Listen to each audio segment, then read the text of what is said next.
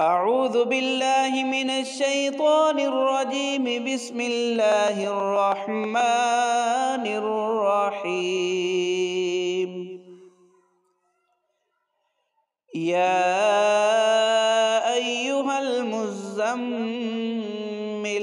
قم الليل إلا قليلا نصفه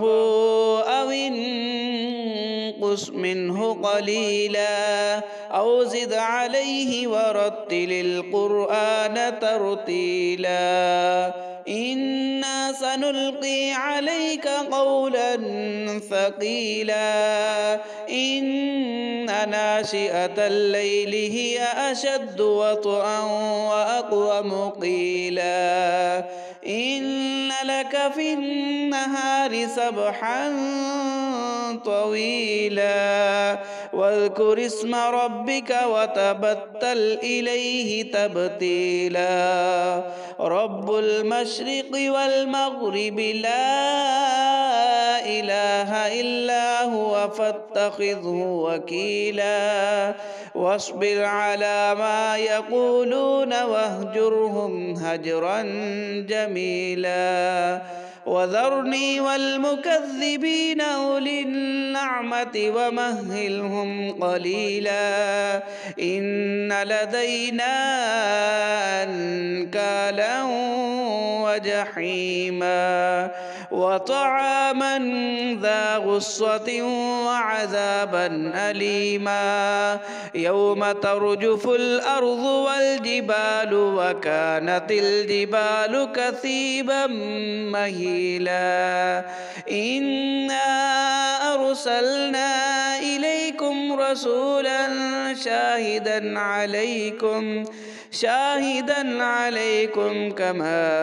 أرسلنا إلى فرعون رسولا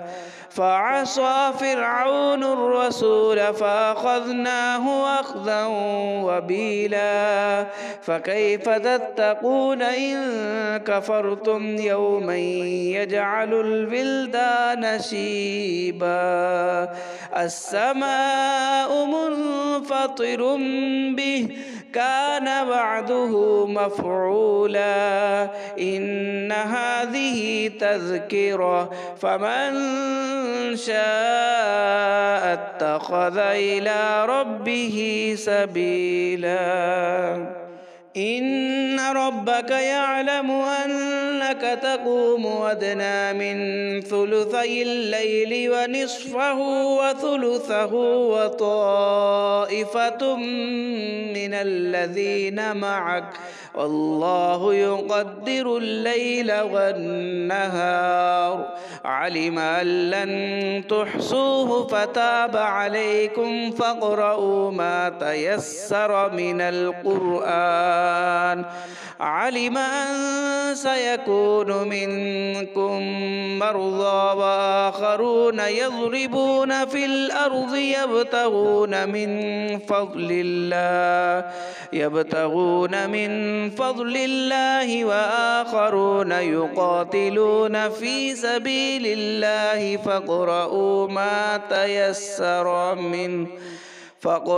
ما تيسر منه وأقيموا الصلاة وآتوا الزكاة وأقرضوا الله قرضا حسنا وما تقدموا لأنفسكم من خير تجدوه عند الله هو خيرا وأعظم أجرا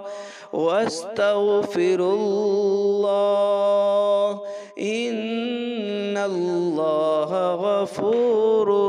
رحيم صدق الله العظيم.